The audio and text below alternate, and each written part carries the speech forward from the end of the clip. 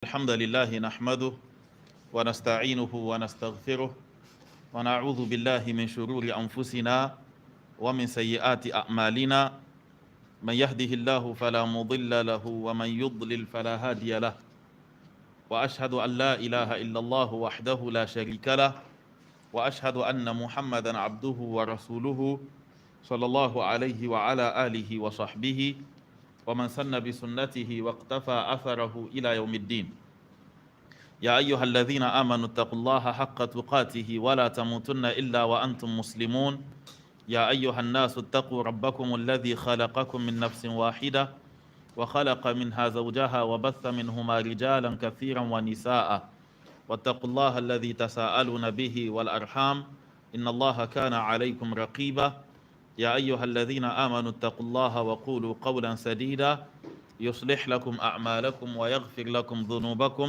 ومن يطع الله ورسوله فقد فاز فوزا عظيما أما بعد فإن أصدق الحديث كتاب الله وخير الهدي هدي محمد صلى الله عليه وسلم وشر الأمور محدثاتها وكل محدثة بدعة وكل بدعة ضلالة وكل ضلالة في النار أما بعد فالسلام عليكم ورحمة الله وبركاته. Remercions Allah subhanahu wa ta'ala et que la paix et le salut soient sur son prophète Muhammad ibn Abdullah. Nous sommes aujourd'hui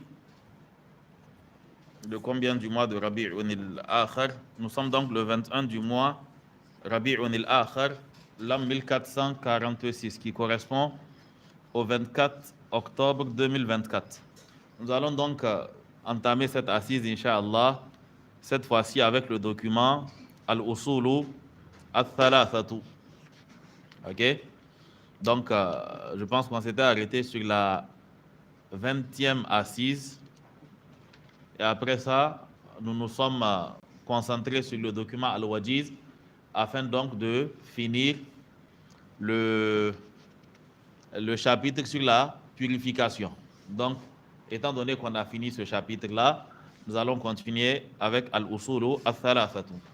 Dans Al-Usulu Al-Thalatha, on avait fini les introductions ainsi que Al-Aslu Al-Awwal. Et on s'était donné comme tâche de revenir en arrière afin donc de réviser certaines règles sur lesquelles nous étions passés donc de façon éclair. Donc, dans cette révision, on s'était arrêté, je pense bien, sur la parole de Imam Shafi'i, là où il disait que si Allah n'avait révélé que la sourate Al-Asr, elle aurait suffi donc contre les gens comme argument. Ok? Nous allons donc de manière rapide essayer de passer en revue Al-Aslu Al-Awwal et ensuite continuer avec Al-Aslu Al-Thani. À la dernière assise, on avait rappelé la méthode telle qu'on avait voulu l'appliquer, donc qui consistait à lire une première fois, ensuite à traduire à la deuxième lecture et la troisième fois expliquer quelques règles de grammaire. Et on avait justifié cela par le fait que l'étude de ces livres rentre donc dans le cadre de la formation de la langue arabe, donc il y a lieu de faire remarquer à l'apprenant l'application de certaines de ces règles. Nous allons donc reprendre avec les introductions et finir Al-Aslu Al-Awwal, Inch'Allah. Et à partir de du deuxième Asl, nous allons essayer de suivre la méthode telle qu'on l'avait annoncée au début donc des assises. Le cheikh nous dit Bismillahir-Rahmanir-Rahim. Donc pour les parties où nous n'allons pas nous attarder, vous pouvez vous référer donc aux enregistrements, Inch'Allah. Là, c'est surtout les règles sur lesquelles nous sommes passés sans les expliquer. Il nous dit Bismillahir-Rahmanir-Rahim. Nous avons donc expliqué que la basmala au début des livres s'explique donc par le fait que le livre, Allah entame donc le Coran par la basmala. Le prophète sallallahu alayhi wa sallam, il entamait ses écrits aussi par la basmala. Quant aux différents hadiths qu'on rapporte sur la basmala, toute parole ou bien tout acte ayant de la valeur qu'on n'entend pas par la basmala, alors que c'est une œuvre qui est tronquée, tous ces hadiths-là sont des hadiths qui sont da'if, comme expliqué donc dès les débuts de Irwa ul-Ghalil. Donc, les savants appliquent cela donc, en se fiant au livre d'Allah subhanahu wa ta'ala et à la manière du prophète sallallahu alayhi wa sallam dans ses écrits. Bismillahir Rahmanir Rahim. I'lam rahimakallahu ta'ala annahu yajibu alayna ta'allumu arba'i masaila.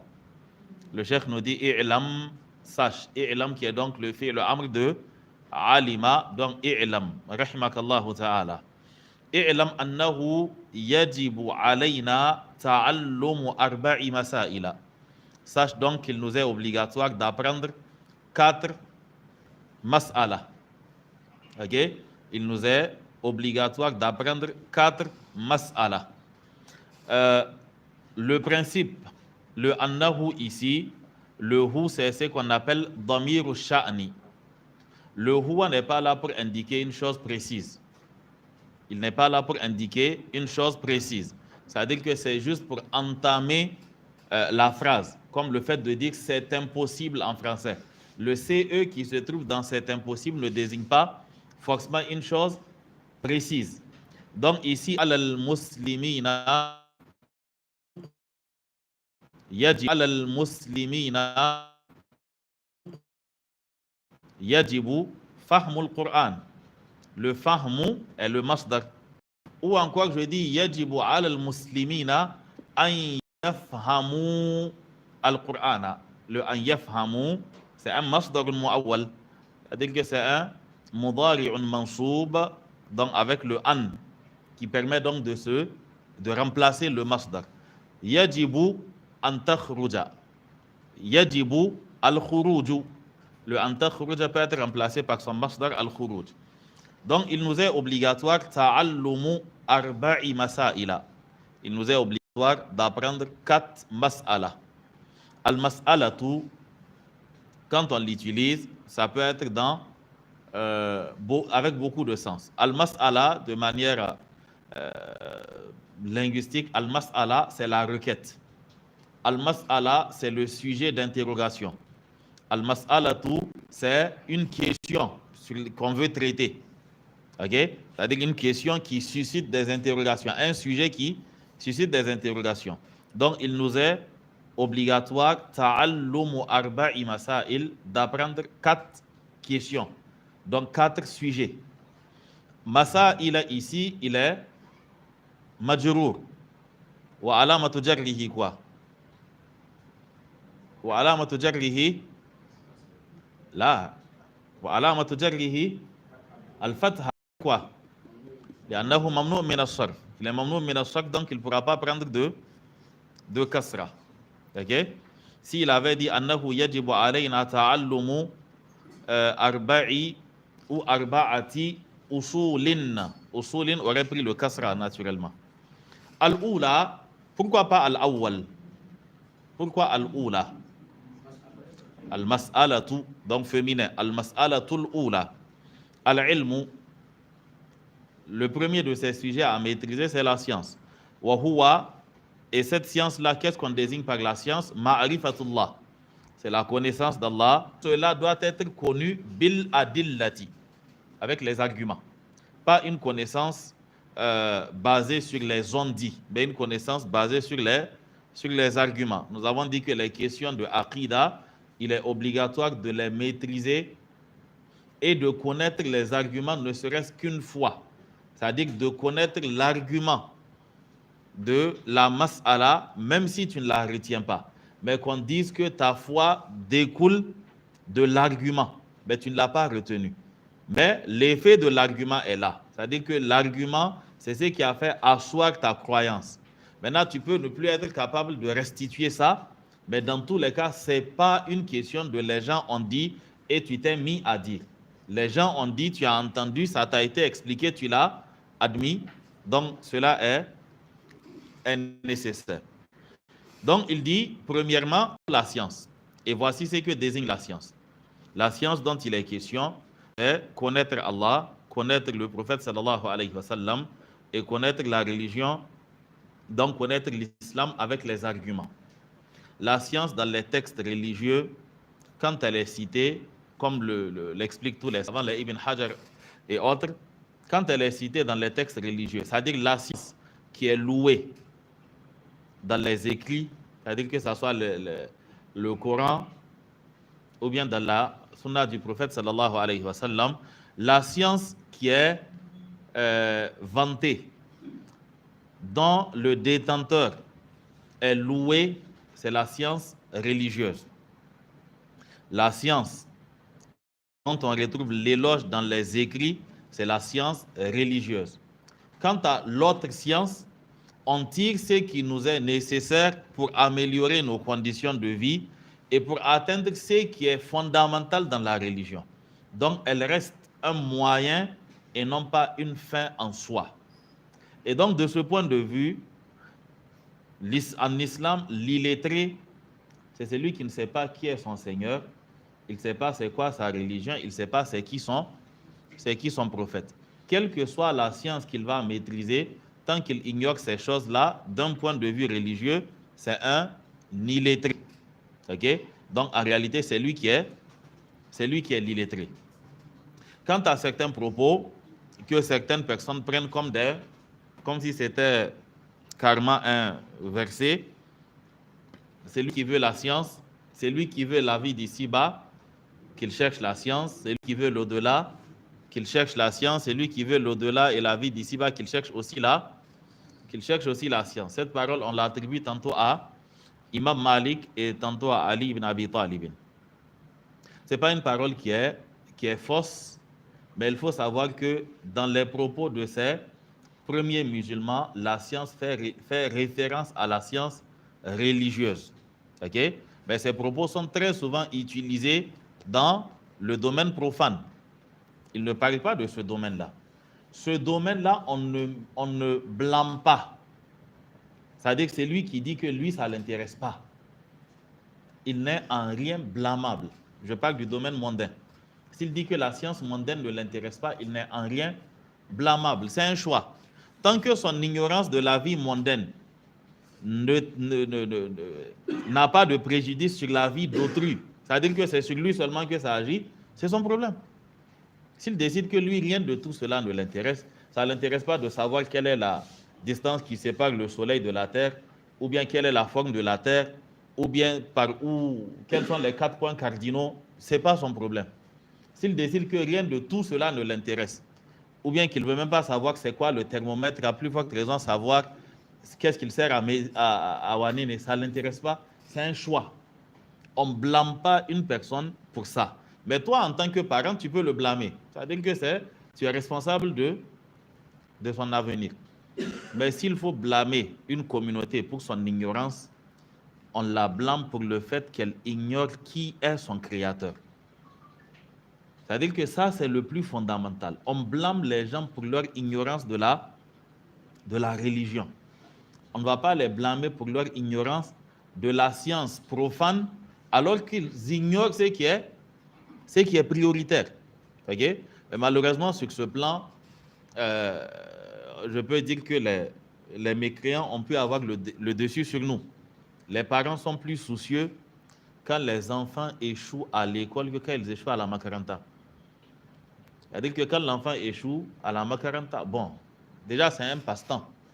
C'est juste pour ne pas rester à la maison à ne rien faire. L'échec sur ce plan n'inquiète personne. Okay? On se dit que bon, même s'il n'a pas pu maintenant, il va un jour pouvoir. Mais à l'école, déjà, tu vois le parent très anxieux, très tourmenté quand l'enfant reprend 2 fois le CI, le CP1, CI, okay? Ou bien déjà, il est soucieux de ça. C'est-à-dire que l'enfant, religieusement, il n'a même pas atteint l'âge où on le frappe à cause de la prière. Mais à cause de l'école, on va le chicoter. Pour qu'on puisse frapper l'enfant pour la prière, il faut qu'il ait quel âge? 10 ans. C'est-à-dire qu'avant 10 ans, si tu le frappes à cause de la prière, ça veut dire que tu es en erreur. Mais avant 10 ans, ils vont chicoter l'enfant, tout simplement parce qu'il n'a pas appris les 3 états de la matière. Les 4 points cardinaux. Ok, on va le blâmer pour ça. Mais l'enfant pourra atteindre 15 ans. Son échec sur le plan religieux n'inquiète personne. Ça ne dit rien à personne. Okay? on a transformé l'école en une doctrine. Il ne s'agit pas d'appeler les gens à négliger cet aspect. Dans tous les cas, cet aspect, personne ne va négliger ça. Okay? Mais il s'agit plutôt d'appeler les gens c'est-à-dire à peser les deux et à savoir quelle est la finalité de chacune des deux instructions. L'école, c'est pour que l'enfant puisse se prendre en charge dans la vie. Disons-nous la vérité, ce n'est pas pour que l'enfant ne soit pas illettré.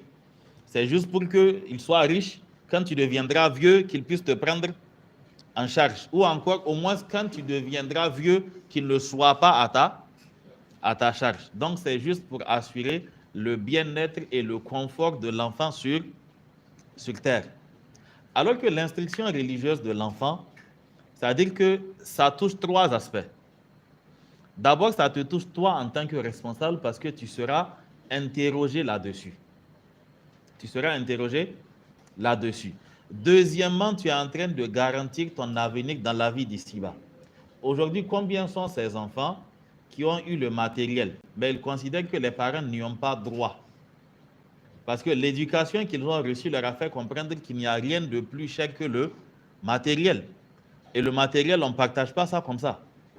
Donc, ils ne vont pas donner à leurs parents. Donc, l'objectif visé dans la vie d'ici-bas ne sera pas atteint. C'est-à-dire que ses amis, ses copines et autres vont profiter de sa fortune avant que toi, tu ne puisses en profiter.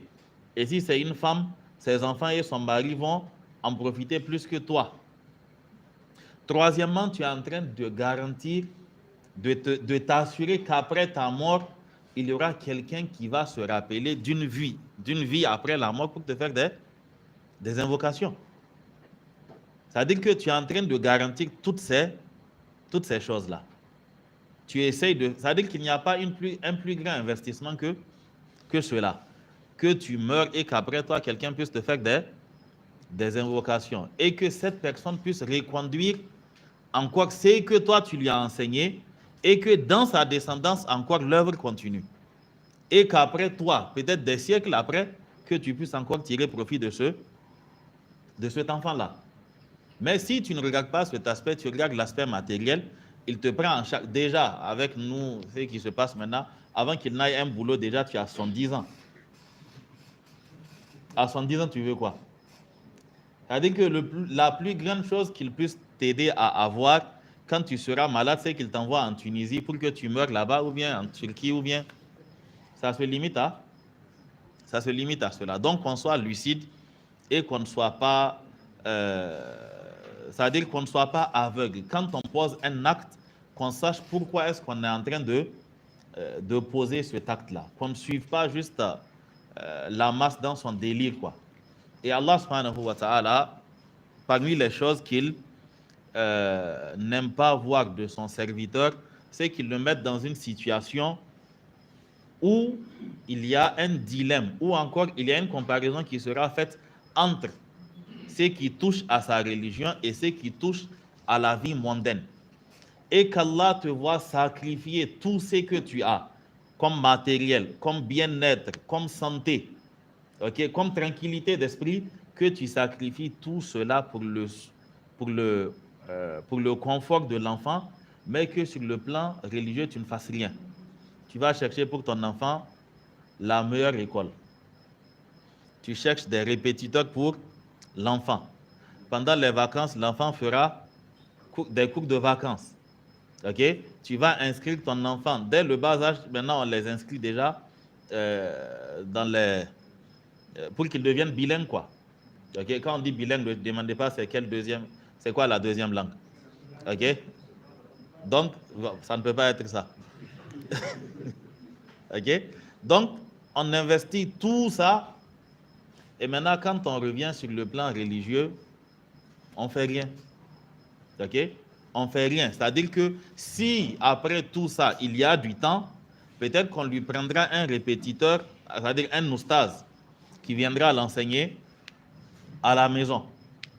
Le répétiteur est payé 60 000 francs à la fin du mois. Et l'oustaz est payé 7 500 ou 10 000 francs à la fin du mois. L'oustaz pourra faire 7 heures la semaine et le répétiteur fera 3 heures la semaine. Ok? Parce que l'oustaz lui-même, il ne s'est pas donné une certaine valeur, c'est pour cela qu'il est. C'est-à-dire que normalement, les oustas ne doivent plus aller enseigner les gens dans leur maison. Parce que l'enfant n'aura aucun respect pour la science. C'est-à-dire que c'est toi qui te déplaces, tu viens. Ok? Souvent, même quand on prépare, on te donne à manger. Ok? Quand tu tombes sur quelque chose, on te fait emporter. Il n'aura aucun respect pour la science religieuse. Si les parents veulent qu'ils aillent te trouver là où tu es afin que tu les enseignes. S'ils ne veulent pas aussi, c'est leur problème. On continue, sinon on ne pourra pas finir le résumé là. Naam. Donc, Athaniyatu, le deuxième sujet à maîtriser, il nous dit Al-amalu bihi. Al-amalu bihi. C'est le fait de mettre en application cette science-là. Athalithatu, troisièmement, Ad-da'watu ilayhi, c'est le fait d'appeler ilayhi, yani ila al-ilm. Ok? Donc, troisièmement, appeler les gens vers cette science-là. Donc, une fois qu'elle est acquise, il faudrait l'appliquer et il faudrait aussi appeler les gens à cela. Ar-rabi'atu, quatrièmement, as-sabru ala al-adha fihi. Donc, le fait de patienter ala al-adha, face au mal qu'on subira fihi. Fi quoi ici? Ça peut être fil ilmi, yani fi tahsil al-ilm, ou encore fil amali bihi, ou bien fi da'wati ilayhi. Donc, il faut patienter face au mal qu'on subira dans la recherche de cette science-là. La recherche de la science, c'est pas une chose qui est aisée. Ok? Et c'est pas une chose aussi que Satan va te laisser faire tranquillement, quoi. C'est-à-dire que tu viens, tu fais 1h30, 2h, tu apprends, et puis c'est fini. C'est pas une chose que Satan va te laisser faire lahia, quoi. C'est-à-dire qu'il y aura à chaque fois des obstacles qu'il mettra sur ton chemin. À chaque fois, il y aura des obstacles. Et à chaque fois, tu devras forcément faire face à certaines réalités. Et si tu te mets en face des défis de la vie d'ici-bas et que tu conditionnes ton apprentissage par le fait de relever tous ces défis-là, tu n'apprendras jamais. Il est impossible d'apprendre. Aujourd'hui, personne n'a jamais appris la science sans faire de compromis. Même la science mondaine, pour l'apprendre, tu fais des compromis. C'est-à-dire que tu sacrifies certaines choses. Tu t'empêches, tu te prives de certains loisirs. Ok? Tu te prives de certaines choses pour pouvoir te concentrer là-dessus. La science religieuse aussi exige la même chose. Sans sacrifice, sans concession, sans rien, ce n'est pas possible que tu puisses l'avoir. C'est vrai, tu vas souffrir, mais tu ne l'auras pas. Parce que tu n'as pas donné la contrepartie. Aujourd'hui, toute chose, il y a une certaine contrepartie. Si tu ne fais pas ça, tu ne pourras pas l'avoir. Pour la science mondaine, tu as fait des 2 capis. Vous voyez, 2 capis. C'est-à-dire que tu as tourné de 0 heure à 0 heure, quoi. Tu as fait le tour complet. Ça, c'est pour la science mondaine. Pour la science religieuse aussi, même si tu ne fais pas de 2 capis, fais au moins la moitié du tour, quoi. Non, qu'Allah nous aide. Donc, il dit as-sabru ala al-adha fihi. Donc, dans l'apprentissage, dans l'application et dans l'appel à cette science-là, il y aura forcément des défis à relever et donc il faudrait faire preuve de patience. Wa dalilu qawluhu ta'ala, et il n'y a pas une chose qui est plus difficile que apprendre la science afin de pouvoir la transmettre. Vous savez, on n'apprend pas la science avec les mêmes objectifs. Quelqu'un qui prend part à une conférence, écouter une conférence, c'est plus facile qu'apprendre une science où tu dois prendre note, tu dois maîtriser et tu dois restituer. Ce qui fait que les conférences, les gens aiment plus les conférences que les dars. Parce que les conférences, tu ne restitues pas, tu n'es pas évalué, il n'y a pas de... Voilà, c'est une sensibilisation. Et ce qui est attendu de la personne, c'est une mise en pratique tout simplement, ou une prise de conscience. Mais il n'y a pas d'évaluation en tant que telle. Mais dès qu'il s'agit d'étudier correctement avec un livre, alors tu verras que les gens vont automatiquement disparaître. Ok? Mais quand il s'agit de conférences, bon, les gens sont là parce qu'ils parlent, ils écoutent, ils prennent note et puis ils disparaissent. Et ça se limite à cela. Mais sauf qu'avec cette méthode-là, il ne deviendra jamais quelque chose. Avec cette méthode-là, il n'aura rien même à enseigner à sa famille. Il aura tout simplement une partie. C'est-à-dire que ça sera quelque chose d'éphémère, quelque chose de superficiel. Ok? Mais il n'aura jamais quelque chose à transmettre, une chose qui pourra non seulement lui-même lui garantir un certain confort dans l'au-delà, dans le sens de il a appris, il a enseigné et puis ça continue en sadaqatun jariya. Je pense que quand on était arrivé sur ces parties-là, on avait parlé des 3 œuvres qui continuent après la mort. Et on avait dit que l'œuvre qui a le plus de garantie, c'est bien la science. Ok? L'enfant, s'il n'y a pas de garantie. Ok? Sadaqatun jariya, ce n'est pas évident. C'est-à-dire qu'il y a beaucoup d'obstacles à cela. Il faudrait que tu finisses de gérer d'abord même ton quotidien pour penser à sadaqatun jariya. Ok? Maintenant, la science, par contre, ça c'est une chose quand tu l'enseignes. Tu enseignes la Fatiha à quelqu'un, à chaque prière, tu es dedans. C'est-à-dire qu'il te fasse des invocations ou pas, ce n'est pas un problème. Même s'il veut t'empêcher ces récompenses-là, il ne peut pas. À moins qu'il refuse de lire là. À moins qu'il refuse de lire la Surat al-Fatiha. Okay? Ou encore les documents religieux. Prenez le cas de Imam al-Bukhari. Imam al-Bukhari, il est sous terre, ça fait environ 1200 ans. C'est-à-dire qu'il est décédé en 256. Et là, on est en 1446. Donc, ça lui fait 1190 ans. Hein? Non, ça ne vaut pas les 200. Il est mort en 256, on est en... Donc, 1190 ans. OK? 1190 ans que son document est étudié, enseigné, appliqué. C'est-à-dire que pendant ces 1200 ans, environ 1200 ans, il n'y a pas eu d'interruption. OK? Il n'y a pas eu d'interruption pendant ces 1200 ans. Ces œuvres sont en train de continuer. Pendant 1200 ans. Ça veut dire qu'il est mort. Mais à chaque fois, il y a des gens qui travaillent pour lui. Et ce n'est pas évident que ce qu'il a pu faire, ce n'est pas évident que cela puisse égaler ce que les gens sont en train de faire pour lui. Il a vécu combien d'années? Ce n'est pas comme s'il avait fait 200 ans. Mais maintenant, chaque fois qu'on lit un hadith, on dit Rawah al-Bukhari, c'est-à-dire qu'il a sa part dedans. Chaque fois que tu appliques une œuvre où c'est lui qui a rapporté le hadith, il a sa récompense dedans. Qu'Allah nous aide. Il dit وَالدَّلِيلُ قَوْلُهُ تَعَالَى وَالْعَصْرِ إِنَّ الْإِنسَانَ لَفِي خُسْرٍ إِلَّا الَّذِينَ آمَنُوا وَعَمِلُوا الصَّالِحَاتِ وَتَوَاصَوْا بِالْحَقِّ وَتَوَاصَوْا بِالصَّبْرِ. Donc il dit l'argument qui contient l'enseignement de ces 4 éléments, c'est la parole d'Allah subhanahu wa ta'ala, la sourate al-Asr. Allah dit wal asri. Le wa, ici il s'agit du wa harfu jar, c'est-à-dire le wa al qasam, le wa qu'on utilise pour jurer. Et ce qu'on utilise pour jurer en arabe est un harfu jar. Huruf al qasam fait partie de huruf al jar. Il s'agit du wa, du ba et du ta, comme l'habitude, wallahi, billahi, tallahi. Okay? Donc c'est pour cela que le asr est majrour. Wal asri, je jure par al-asr. Soit al-asr, le temps, soit al-asr, la prière de asr, ou bien l'heure ça veut dire cette heure-là, quoi. Ok?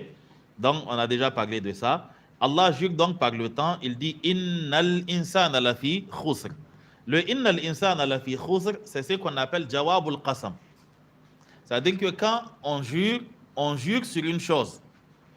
C'est-à-dire qu'après avoir juré, on dit maintenant ce qu'on voulait dire et qu'on a tenu à appuyer par ce serment-là. C'est l'objet donc du serment. C'est ce qu'on appelle jawab al-qasam. Donc Allah jure wal asri. Je jure par le temps. Innal insana lafi khusr. L'homme est certes en perdition. Ok? l'humanité est certes en perdition. Allah dit illa alladhina amanu, excepté ceux qui ont la foi, wa amilu salihati, qui ont fait donc les bonnes actions, wa tawasaw bil haqqi wa tawasaw bis sabri, qui se sont enjoints mutuellement la vérité et qui se sont enjoints mutuellement aussi la patience. Naam. Donc dans ce verset nous avons al-ilmu qui est illa alladhina amanu, parce que al-imanu natijatul ilm. La foi, c'est la résultante de la science. Donc, illa alladhina amanu, donc c'est al-ilmu billah. Ma'rifatullahi wa ma'rifatu nabiyyihi wa ma'rifatu din al-islam. Donc, illa alladhina amanu wa amilu salihati wal amalu bihi. Wa tawasaw bil haqqi. Les af'al, les verbes qui sont sur la forme de tawasaw, ce sont des verbe de réciprocité. Il y a ce qu'on appelle al-musharaka. C'est-à-dire que c'est pour cela qu'on traduit par ils se sont enjoints mutuellement. OK? C'est-à-dire que quand je te vois en erreur, je te corrige. Quand tu me vois en erreur, tu me corriges aussi. Donc, c'est ce qu'on appelle at-tawasi bil haqq. Le fait qu'on s'enjoigne mutuellement la vérité. Donc, quand on voit l'autre en erreur, on ne se tait pas. OK? Même quand l'autre ne veut pas entendre, on ne se tait pas. Nécessairement, dans une communauté, il faudrait que les gens s'appellent à la vérité. OK? Quoi? Je n'ai pas compris. Là, ta'alaw, c'est un fi'il jamid. Il n'existe qu'à l'impératif. Ta'alaw, c'est le ta'ala avec le wawul jama'a. Donc, on dit ta'ala quand c'est une personne, ta'alaw quand c'est plusieurs personnes. OK? Donc, ça, c'est un fi'il amr. Le ta'alaw, c'est un fi'il qui est au amr. C'est un verbe qui n'existe qu'à l'impératif. OK? Comme قُلْ تَعَالَوْا أَتْلُ مَا حَرَّمَ رَبُّكُمْ عَلَيْكُمْ, ou encore قُلْ يَا أَهْلَ الْكِتَابِ تَعَالَوْا إِلَى كَلِمَةٍ, ou encore وَإِن كُنتُنَّ تُرِدْنَ الْحَيَاةَ الدُّنْيَا وَزِينَتَهَا فَتَعَالَيْنَ أُمَتِّعْكُنَّ. Donc ça c'est à part. Donc il dit وَتَوَاصَوْا بِالْحَقِّ وَتَوَاصَوْا بِالصَّبْرِ. Donc en cela nous avons les 4 éléments que le cheikh nous a cités. Il dit قال الشافعي رحمه الله تعالى لو ما أنزل الله حجة على خلقه لو ما أنزل الله حجة, si Allah n'avait pas fait descendre un argument على خلقه, contre ses créatures, afin qu'aucun ne puisse se tenir pour dire oh Allah, je ne savais pas. Si Allah n'avait, parce que vous savez que le Coran c'est un argument d'Allah contre ses créatures. Parce que Allah a envoyé les messagers, pourquoi? Pour que les gens ne viennent pas dire on ne savait pas. Pour que les gens ne viennent pas dire on ne sait pas. Donc, pour que l'argument puisse être dressé, Allah a envoyé les messagers. Okay? Donc, c'est dans ce cadre que les différents messagers ont été envoyés. Donc, Imam Shafi'i, il dit que si le seul argument qu'Allah avait révélé contre ses créatures, c'était le fait de leur révéler cette sourate-là en jurant par le temps pour montrer l'importance du temps et en leur donnant le principe de base qui est que l'humanité est perdue et ensuite donner les voies de sortie. Si c'était la seule chose qu'Allah avait révélée, il dit que la kafathum, cela aurait été suffisant. OK? Et ici, Imam Shafi'i, il ne dit pas que cette seule sourate renferme bien sûr toutes les adorations et autres. Mais c'est pour dire que cette sourate, elle allait, c'est-à-dire que les grands thèmes de la religion sont dans cette sourate-là. Nous comprenons que pour que la personne soit à l'abri de la perdition, il lui faut la foi, connaître donc Allah, le messager qu'il a envoyé, et la religion avec laquelle il a envoyé le messager. OK?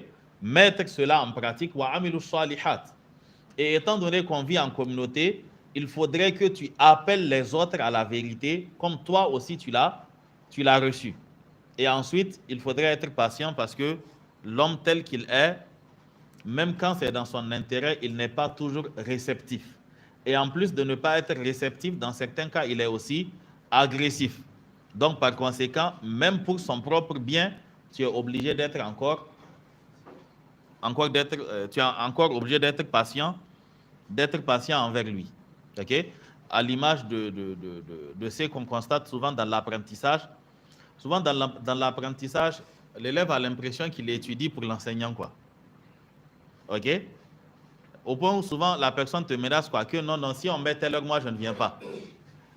Mais il ne faut pas venir. Si tu ne viens pas, d'autres viendront. La personne te dit clairement que si c'est telle heure, lui, il ne vient pas. Ok? Si c'est tel jour, lui, il ne peut pas parce qu'il jeûne. Ok? Si c'est à tel moment, lui, il ne peut pas parce que c'est quel genre d'acte? Si tu ne viens pas, il ne faut pas venir. Ça n'engage que ta personne, quoi. Ok? Non. Qu'Allah nous aide. Non. Donc, il dit, قال الشافعي. Là, on a fini ça. وقال البخاري. Et Imam al-Bukhari dit, rahimahullah ta'ala, باب العلم قبل القول والعمل. Oui? Oui. C'est carrément le thème même du livre. Ok? Les asl qu'il va nous citer, c'est carrément le thème du livre. En réalité, tout le livre se résume à al-ula, al-ilmu, wa huwa ma'rifatullahi wa ma'rifatu nabiyyihi wa ma'rifatu din l'islam. Donc, c'est sur cela qu'il va étaler tout le livre, Inch'Allah. Wa qala al-Bukhari, Imam al-Bukhari, pour montrer l'importance de la science, on a parlé de Imam al-Bukhari tout à l'heure, il dit babun, donc ça peut être lui des deux manières. Babun al-ilmu qabla al-qawli wal-amal. Chapitre 2 points. La science avant la parole et l'acte. Ou encore babul ilmi qabla al-qawli wal-amal. Le chapitre de la science avant la parole et l'acte. Donc ça peut être un mudaf et un mudafun ilayhi ou kitabun 2 points al-ilmu qabla al-qawli wal-amal. Wad-dalilu qawluhu ta'ala. L'argument montrant que tel que Imam al-Bukhari l'a dit, la parole vient avant l'acte. Pourquoi est-ce qu'il a cité cette parole de Imam al-Bukhari? Il a lui-même cité une certaine nomenclature, ou bien comment appeler ça. Il parle de al-ula al-ilm. Et al-thaniya, il parle de al-amalu bihi. Ensuite, il dit ad-da'watu ilayhi. Donc, lui-même, il a commencé par citer la science avant l'acte et la parole.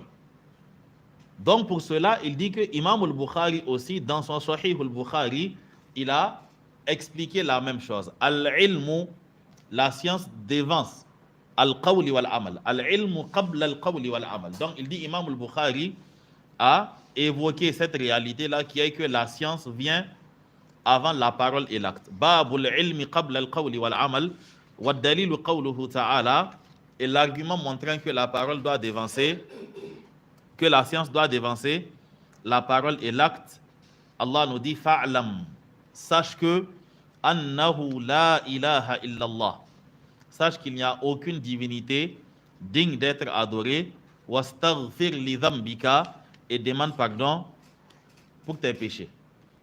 Donc ici, fabada bil ilmi, Allah commença par la science, qabla al-qawli, avant la parole, wal amal, et l'acte. Nous savons que ce qui vient après, qabla est un mudafun ilayhi. Ok? Et quelle est la nature de qabla et ba'da? Ce sont des zuruf, ce sont des zarf. Ok? Al-asl, ce sont des zarf de zaman. Il arrive qu'on les utilise aussi comme zarfu makan, comme qabla al-masjid, ba'da al-masjid, ok, par abus, quoi. Naam. Il dit i'lam, sache, rahmakallahu ta'ala, qu'Allah te fasse miséricorde. Donc, i'lam annahu yajibu ala kulli muslimin wa muslimatin. Sache qu'il est du devoir il est du devoir de tout musulman et de toute musulmane ta'allumu thalathi hadhihi al-masaili. Il est du devoir de tout musulman et de toute musulmane d'apprendre 3 fondements, d'apprendre ces 3 fondements, wal amalu bihinna, et de les appliquer. Il est du devoir de tout musulman et de toute musulmane d'apprendre ces 3 sujets, wal amalu bihinna, et de les appliquer. Ok? Le yajibu, on a déjà expliqué. Oubliez la partie ala kulli muslimin wa muslimatin annahu yajibu ta'allumu thalathi hadhihi al-masail. Il est obligatoire d'apprendre ces 3 sujets.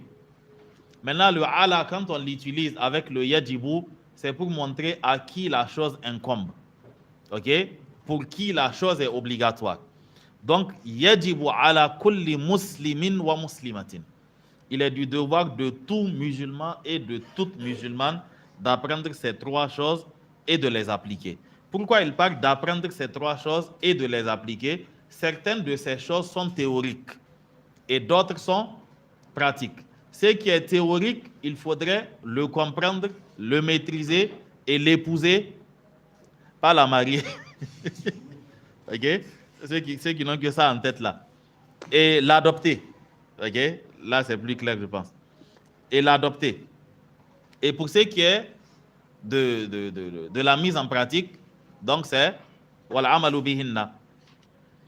Il dit al-oula, la première de ces choses. Donc là, nous venons d'entamer la deuxième introduction de l'auteur.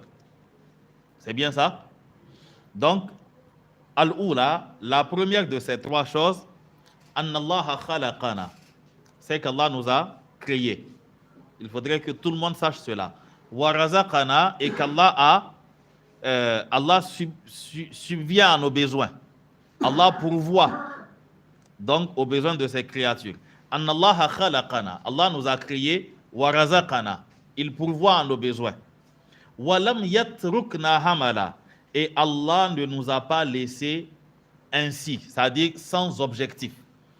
Allah ne nous a pas laissé hamalad, c'est-à-dire sans aucun objectif. Il ne nous a pas laissé à nous-mêmes ainsi. Donc Allah ne nous a pas laissé, quelle est l'expression correcte, les francophones? Walam yatrukuna hamalan, comment? Sans aucun but. Ou encore? Sans objectif. Ok? Il ne nous a pas laissé, il ne nous a pas créé en vain. Walam yatrukuna hamala. Ok? Le lam est un jazim. Donc yatruk sera avec un soukun sur le kaf. Walam yatrukna hamala. Parce que je pense que dans tous les livres, il n'a pas précisé l'accent du kaf. Donc walam yatruk avec un soukun. Walam yatrukna hamala. Et il ne nous a pas laissé sans objectif. Bal arsala ilayna rasula. Il nous a plutôt envoyé un messager. Et ce messager, la faman ata'ahu, quiconque lui obéit, dakhala al-jannata, rentre au paradis. Wa man asahu, et quiconque lui désobéit, dakhala an-nara, rentre en enfer. Ici, il s'agit d'une jumlatun shartiyya. Il y a un shart et un jawab al-shart. Faman ata'ahu, quiconque lui obéit, quiconque obéit au prophète sallallahu alayhi wa sallam, le jawab al-shart c'est dakhala al-jannah, il rentre au paradis. Wa man asahu, et quiconque lui désobéit, dakhala an-nara, la personne rentre en enfer. Ok?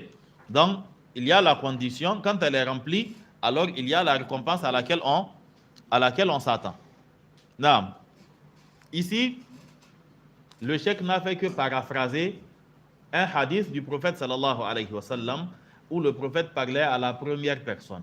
Il dit que toute ma communauté rentrera au paradis illa man aba, excepté celui qui refuse. Les compagnons lui ont demandé qui refuse de rentrer au paradis. Le prophète sallallahu alayhi wa sallam dit man ata'ani dakhala al-jannah. C'est lui qui m'obéit rentre au paradis. Wa man asani, et c'est lui qui me désobéit faqad aba, alors il a refusé. Ok? Quiconque prend comme principe de désobéir au prophète sallallahu alayhi wa sallam, la personne a refusé tout simplement de rentrer au paradis parce qu'il est impossible de contourner le prophète sallallahu alayhi wa sallam et ensuite d'aller le retrouver au paradis. Si tu l'as contourné, sache que tu ne vas pas te retrouver dans la même salle que lui, quoi. Si tu as contourné, c'est-à-dire que tu te dévies de la voie du prophète sallallahu alayhi wa sallam, vous n'allez pas vous retrouver au même endroit. Allah subhanahu wa ta'ala nous dit وَمَنْ يُشَاقِقِ الرَّسُولَ مِنْ بَعْدِ مَا تَبَيَّنَ لَهُ الْهُدَى وَيَتَّبِعْ غَيْرَ سَبِيلِ الْمُؤْمِنِينَ نُوَلِّهِ مَا تَوَلَّى وَنُصْلِهِ جَهَنَّمَ. Allah dit, et quiconque contredit le messager d'Allah et refuse de prendre la voie des musulmans, en l'occurrence les compagnons, parce que c'était eux les musulmans, les croyants, au moment où le verset était révélé. Quiconque désobéit, c'est-à-dire quiconque fait scission avec le prophète sallallahu alayhi wa sallam et refuse de prendre la voie des compagnons, Allah dit nuwallihi ma tawalla. Nous allons le laisser avec ce qu'il a adopté comme comportement, comme voie, comme doctrine, et Allah dit wa nuslihi jahannam, et ensuite nous allons le brûler dans l'enfer. Et quelle mauvaise destination que l'enfer, qu'Allah nous en préserve. Donc l'obéissance au prophète sallallahu alayhi wa sallam, ce n'est pas une option. Que personne ne vous fasse croire que, c'est-à-dire que tu peux obéir à Allah, et même si tu désobéis au prophète sallallahu alayhi wa sallam, ça ne fait rien. En réalité, ça n'existe même pas. Ça n'existe même pas. C'est-à-dire, il est impossible qu'on dise que tu as obéi à Allah et que tu as désobéi au prophète sallallahu alayhi wa sallam. Les deux vont ensemble. Si tu as désobéi au prophète sallallahu alayhi wa sallam, tu as désobéi aussi à Allah. Parce que Allah dit qu'il n'a envoyé de messager illa liyuta'a bi'iznillah. Allah dit qu'il n'a envoyé aucun messager si ce n'est qu'avec l'objectif qu'il soit obéi. C'est-à-dire que quand tu désobéis au messager, tu as forcément désobéi à Allah subhanahu wa ta'ala. Et c'est pour cela que Hassan al-Basri, il dit que des gens ont prétendu aimer Allah subhanahu wa ta'ala et lui obéir. Et Allah les a mis à l'épreuve par le prophète sallallahu alayhi wa sallam. Quand Allah dit « Qul » dis-leur « In kuntum tuhibbun Allah fattabi'uni » Si vous aimez Allah subhanahu wa ta'ala, alors suivez-moi. Donc, il dit que des gens ont prétendu aimer Allah et Allah les a mis à l'épreuve. In kuntum tuhibbun Allah, dis-leur si vous aimez Allah, alors suivez-moi. Yuhibbukum Allah, Allah va vous aimer, wa yaghfir lakum dhunubakum, et il va vous pardonner vos péchés. Donc, sans obéissance au prophète sallallahu alayhi wa sallam, il est impossible d'accéder à Allah subhanahu wa ta'ala.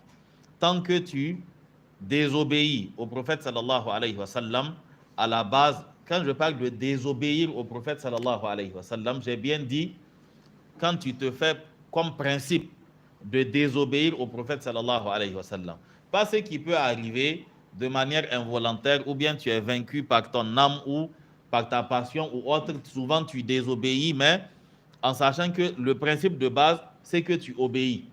Mais tu commets des péchés, tu te répands. Ce n'est pas de cela qu'il s'agit.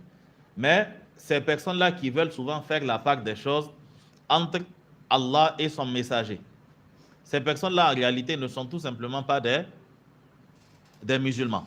Vous savez, en islam, on considère que le chemin a le même statut que la destination. Ok? Al-wasa'ilu laha ahkamul ghayat, ou laha ahkamu al-maqasid. Les moyens utilisés pour atteindre l'objectif ont le même statut que l'objectif. Ce qui est obligatoire, son moyen aussi est obligatoire. Ce qui est interdit, la voie y menant aussi est interdite. Okay? Le prophète sallallahu alayhi wa sallam, sans lui, comment est-ce qu'on allait connaître Allah? Sans le prophète sallallahu alayhi wa sallam, tu ne peux pas accéder à Allah subhanahu wa ta'ala. C'est à lui que le Coran a été révélé. C'est lui qui nous a dit la parole d'Allah et c'est lui qui nous l'a expliqué parce que c'est à lui que la tâche a été confiée. Mais vous avez la secte qu'on appelle Al-Qur'aniyoun. Nous, on les connaît plus sous la forme de... Ok? Donc ces gens-là, ils disent que obéir au prophète sallallahu alayhi wa sallam n'est pas... ils nient en fait tous les hadiths du prophète sallallahu alayhi wa sallam. La seule chose qu'ils prennent en compte, c'est le Coran. D'après eux. La seule chose qu'ils prennent en compte, c'est le Coran. Ils disent que pour le reste, ça ne les regarde pas. Maintenant, un directeur envoie son planton avec un message. Il vient, il transmet le message. Quand vous ne comprenez pas le message parce qu'il est verbal, à qui vous posez la question? Vous allez lui demander avec quel ton il a dit ça. Il faisait allusion à quoi quand il a dit ça? Ok? C'est-à-dire que vous allez lui demander forcément des détails parce que l'autre n'est pas accessible. Maintenant, que dire du cas où c'est lui qui a envoyé, a explicitement dit dans la note qu'il t'a adressée, reçois ce message de ma part et demande les explications à celui que j'ai envoyé. Et puis tu dis que non, je vais prendre le message tel qu'il est venu, les explications que tu as confiées à l'autre pour qu'il me les transmette, je n'en veux pas. C'est pas possible. Ok? Ce qui fait qu'ils passent le temps à se contredire. Ils définissent de ces règles-là et finalement ça retombe sur eux. Après, il faut chercher les arguments, on ne sait pas où les trouver. Tu leur demandes pourquoi est-ce qu'on fait Fajr 2 rakats, Zuhur 2 rakats, Zuhur 4 rakats, Asr 4 rakats, Maghrib 3, Isha 4. Ils disent qu'il y a des versets où Allah a cité cela. Alhamdulillahi fatiris samawati wal ard, ja'ilil malaikati rusulan uli ajnihatin mathna wa thulatha wa ruba, yazidu fil khalqi ma yasha. Ils te disent qu'Allah a dit dans le Coran, louange à Allah, créateur des cieux et de la terre, qui fait des anges, des émissaires, qui sont dotés de 2 ailes, 3 ailes ou 4. Ok? C'est-à-dire qu'il suffit juste qu'ils aient 2, 3, 4. Ils disent que ça c'est... On te parle du nombre d'ailes de certains anges, tu dis que c'est la preuve de... Bon, à supposer que ça soit des prières qui sont désignées. Allah a cité 2, 3 et 4. Toi, tu fais 5 prières. Ok? Comment tu as fait pour savoir lesquelles sont en 2, lesquelles sont en 3, lesquelles sont en 4? Ok? Il est impossible d'appliquer le Coran sans le prophète sallallahu alayhi wa sallam. Ça veut dire que toute personne que vous voyez s'en prendre à un chemin menant à la bonne compréhension de la religion, sachez que c'est forcément un ennemi de l'islam. Il essaye juste de détruire l'islam de l'intérieur. C'est pour cela que Abu Zur at-Targhazi, il disait que quand tu vois quelqu'un insulter les compagnons du prophète sallallahu alayhi wa sallam, il dit que sache que annahu zindiqun. Il dit que sache que c'est un zindiq. Zindiq, même à Hausa, quand on te dit ça, tu sais que... quand on dit que zindiq, il est quoi? C'est... Ok? Sache que annahu zindiq. Il dit que sache que c'est un renégat. Sache que c'est un mécréant qui a porté l'habit des musulmans. Il dit parce qu'en réalité, son objectif, c'est le Coran. Mais il passe par nos témoins de la révélation. Il commence par les témoins, les compagnons. Une fois qu'on critique les compagnons, quand on critique les compagnons, on critique aussi par ricochet les hadiths du prophète sallallahu alayhi wa sallam et ensuite le Coran. Il en est de même aussi ceux qui critiquent la langue arabe. Leur objectif final, c'est toujours la religion. Parce que sans la langue arabe, comment est-ce que tu vas comprendre l'islam? C'est vrai que nous, les francophones, on nous a trop blagué avec ces séminaires et ces conférences-là, où on vient vous raconter des choses à longueur de journée en français. Ok? Et à la sortie, tu penses avoir découvert l'islam. Alors que lui-même qui te l'a présenté, il a lu en français et il est venu te raconter ça encore en français. Donc, on fasse attention à cela. Il est impossible, quelle que soit ton intelligence, de comprendre l'islam en français. Et quelle que soit l'éloquence du traducteur, il est impossible qu'il te transmette fidèlement le message avec tous ceux qui accompagnent le message. C'est impossible. Il fera de son mieux, mais il ne pourra pas tout te transmettre. Il est impossible que cela soit réalisable. Comment? Je n'ai pas entendu. Il a lu en français, il a expliqué en français. C'est-à-dire que lui-même, ce qu'il est en train d'enseigner là, c'est en français, il a lu ça. OK? On a vu des cours ici où la personne prend Fiqh Sunna en français. Et puis il vous lit Fiqh Sunna en français. Donne-moi, je vais lire. C'est du français. C'est-à-dire que c'est du français. On parle tous le français. Pourquoi tu vas lire Fiqh Sunna en français et me l'expliquer en français? Donne-moi, moi aussi, je vais le lire en français. Ça n'a pas de sens que tu tiennes un document en français et que tu l'expliques aux gens en français. Souvent, dans l'assise, certains maîtrisent le français plus que toi. Si c'est une question de français, donne-leur le livre, ils vont aller le lire. OK? Donc, sans la langue arabe, il est impossible d'accéder à la science islamique. C'est-à-dire que tu feras tout ce que tu veux. Tu passeras tout le temps que tu voudras dans les activités, dans les quoi. C'est-à-dire que tu resteras jusqu'à présent, dans l'islam en tout cas, tu seras jusqu'à présent, c'est-à-dire que tu es encore à un niveau superficiel des choses. OK? Tu es toujours à un niveau superficiel des choses. Et c'est la critique à adresser, par exemple, aux associations des jeunes et aux associations estudiantines. Il n'y a pas, c'est-à-dire d'âge plus propice pour l'apprentissage que quand tu es sur les bancs. Quand tu quitteras ces bancs-là,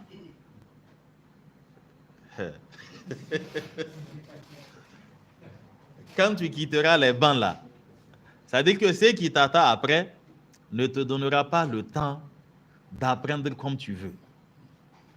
Okay? Les responsabilités augmentent. Et déjà, nous, on ne sait pas se marier à une femme, on ne sait pas faire 2 enfants. Donc, c'est-à-dire que toutes les multiplications des problèmes se feront à une... c'est-à-dire que c'est exponentiel, quoi. Ce n'est pas un truc de plus, c'est des fois tu fais. OK? C'est compliqué. Ils doivent limiter. Donc, vous voyez le problème? Donc, laissez les gens à cet âge-là pour les bombarder avec des thématiques en français. L'islam et le sous-développement. L'islam et la préservation de l'environnement. L'islam et le réchauffement climatique. C'est bien. Tout ça, c'est bien. Mais sincèrement, à cet âge-là, vous pensez qu'il a besoin de ces notions-là, l'islam et le sous-développement, l'islam et le wanini? Il a besoin d'acquérir au plus vite la langue arabe. Il a besoin au plus vite d'apprendre les règles de dogme. Au plus vite, il doit apprendre la jurisprudence. Il doit avoir les outils qui vont lui permettre, même quand il se retrouvera dans un milieu hostile, un milieu improbable, qu'il ait au moins les rudiments qui vont lui permettre, lui, de se préserver et peut-être d'être un ambassadeur pour l'islam. Il arrive souvent que la personne se retrouve dans un endroit où il est le seul musulman. Ça arrive. Souvent, le seul musulman pratiquant. Et des gens viennent te poser des questions. Ou bien souvent, surtout les affaires de mine et autres là. Tu as atterri net, on te voit avec une barbichette. Alhamdulillah, ça fait 2 ans, il cherche un imam. OK? Et tu viens d'atterrir. Toutes les fatwas, vous êtes en campagne. Il n'y a pas de connexion. Fadilatul Sheikh, Google n'est pas là-bas. OK? Tu ne pourras pas poser de questions. Tu ne pourras pas non plus envoyer un message à quelqu'un pour lui demander comment on fait. Le cas s'était présenté à un comme ça. Vous savez, il y a des situations, tu ne penses pas que ça peut arriver. Donc, tu ne t'outilles pas pour ça. Il était parti comme enseignant dans une localité et il y a eu l'éclipse. Et dans la localité, certains ont appris que quand il y a éclipse, on prie. On fait une prière, quoi, salatul kusuf. Il y a eu éclipse, les gens se sont rendu à la mosquée et ils sont partis l'appeler pour qu'il vienne diriger la prière de l'éclipse. Et lui, le problème, il n'a pas atteint le chapitre. Il a tout fait pour esquiver. Il a tout essayé. Ils lui ont dit que non, qu'il faut qu'il dirige. C'est-à-dire que c'est lui l'imam. C'est lui qui... Il est arrivé et il a fait Salatul Eid. Avec les 7 takbir à la première rakat, les 5 takbir à la deuxième rakat. Et quelqu'un s'est levé et puis la personne lui a dit que ça ressemble à la prière de Eid, quoi. Mais c'est ce que lui, il ne peut pas faire Salatul Kusuf. Et au pays des aveugles, le borgne est roi. Okay? Donc, il y a de ces situations improbables qui arrivent quand tu es à la fleur de l'âge, quand tu es encore sur les bancs. C'est lui qui te remplit la tête avec des notions en français qui ne t'incitent pas à aller chercher en arabe, quelle que soit sa bonne intention. C'est-à-dire que dans une certaine mesure, sciemment ou par ignorance, c'est-à-dire qu'il t'a trahi. Ok? Peut-être que lui aussi, il ne sait pas. Mais dans tous les cas, tu aurais mieux fait d'aller chercher ailleurs, quoi. Ok? Donc, on ne s'amuse pas avec ces occasions-là. Donc, il dit فَمَنْ أَطَاعَهُ دَخَلَ الْجَنَّةِ وَمَنْ عَصَاهُ دَخَلَ النَّارِ. Donc, on était en train d'expliquer le فَمَنْ أَطَاعَهُ دَخَلَ الْجَنَّةِ. Toute personne qui essaye d'entraver un chemin vers le prophète sallallahu alayhi wa sallam, ou vers les compagnons, ou vers la langue arabe, ou vers tout élément de la religion, alors cette personne, son objectif final, c'est la religion. Ok? Toute personne que vous allez essayer, vous allez voir essayer de mettre le doute sur l'un des éléments de la religion, en réalité, son objectif final, c'est le Coran. Son objectif final, c'est le Coran. En fin de compte, c'est ce qu'il vise, quoi. Qu'Allah nous aide. وَمَنْ عَصَاهُ, et quiconque lui désobéit, دَخَلَ النَّارِ, la personne rentre en enfer. وَالدَّلِيلُ قَوْلُهُ تَعَالَى, l'argument montrant que celui qui obéit à un messager rentre au paradis et celui qui lui désobéit rentre en enfer, c'est la parole d'Allah subhanahu wa ta'ala. Allah nous dit que inna arsalna ilaykum rasulan shahidan alaykum. Inna arsalna ilaykum rasula. Nous vous avons envoyé un messager shahidan alaykum qui sera un témoin contre vous. Parce que les messagers, Allah leur poseront des questions et ils vont répondre. N'avez-vous pas transmis le message à vos peuples? Nous avons transmis. Et la question sera posée aux différents prophètes. Et qui sont vos témoins? Qui sont vos témoins? Et les messagers diront que ce sont la communauté du prophète sallallahu alayhi wa sallam. Parce que dans le Coran, Allah nous a cité les différentes communautés et le fait qu'il ait envoyé à ces communautés-là des messagers. Et ensuite, le messager aussi devra témoigner. Il devra témoigner contre sa communauté.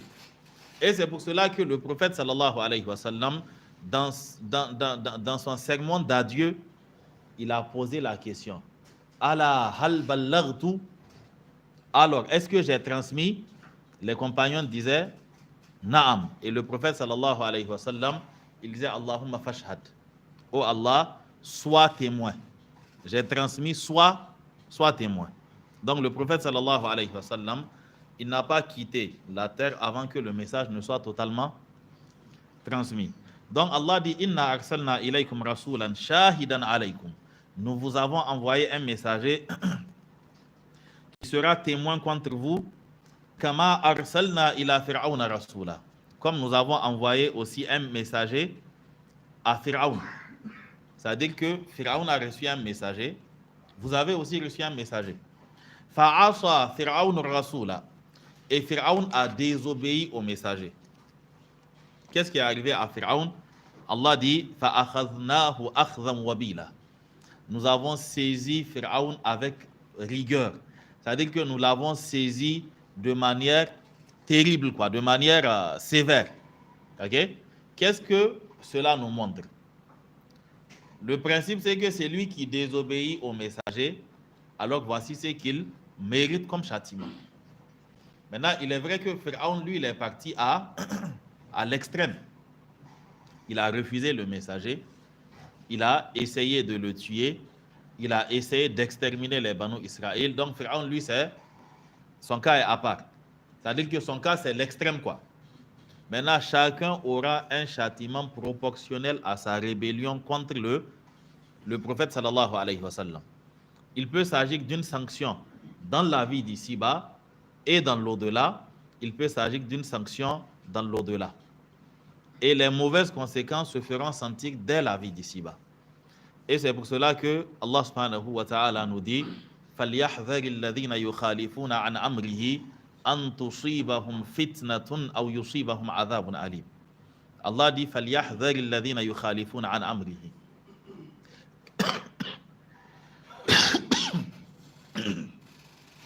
Que fassent donc attention ceux qui le contredisent.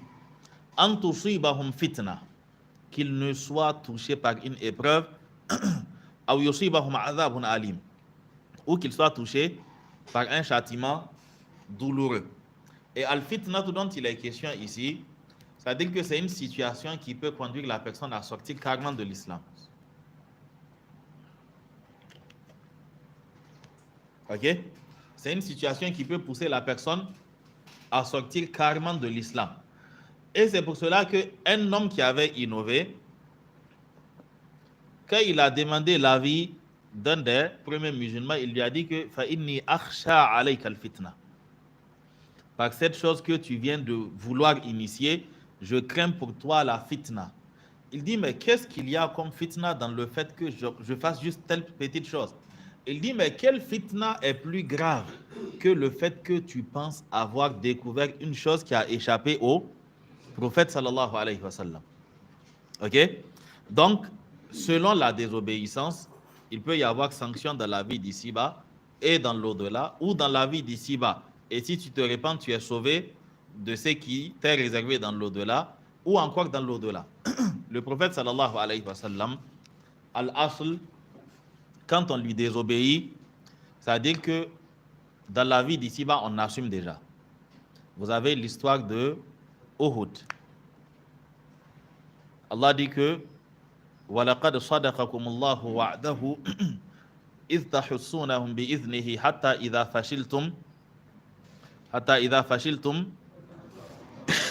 وَتَنَازَعْتُمْ فِي الْأَمْرِ وَعَصَيْتُمْ مِنْ بَعْدِ مَا أَرَاكُمْ مَا تُحِبُّونَ.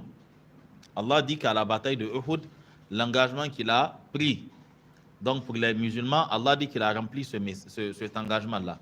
Allah dit hatta idha fashiltum, jusqu'au moment où vous avez fléchi, wa tanaza'atum fil amri, vous avez tiraillé donc sur la question, et ensuite wa tanaza'atum fil amri wa asaytum, et vous avez désobéi à l'ordre du messager. Et en ce moment, c'est-à-dire que voilà, ok. Donc le quoi s'est renversé? J'ai pas. L'équilibre s'est renversé. L'équilibre s'est renversé. C'est-à-dire que avant c'était les musulmans qui avaient le dessus. Et par la désobéissance, ils ont perdu. Parce que le prophète sallallahu alayhi wa sallam, il avait donné un ordre clair. Vous restez sur la montagne, vous ne descendez pas. Qu'on soit vainqueur ou vaincu, ne descendez pas. Même si on est vaincu au point où les oiseaux descendent et se mettent à picorer nos yeux, ne descendez pas. L'ordre était clair. Vainqueur ou vaincu, ne descendez pas. Quand la bataille a commencé, les musulmans avaient le dessus.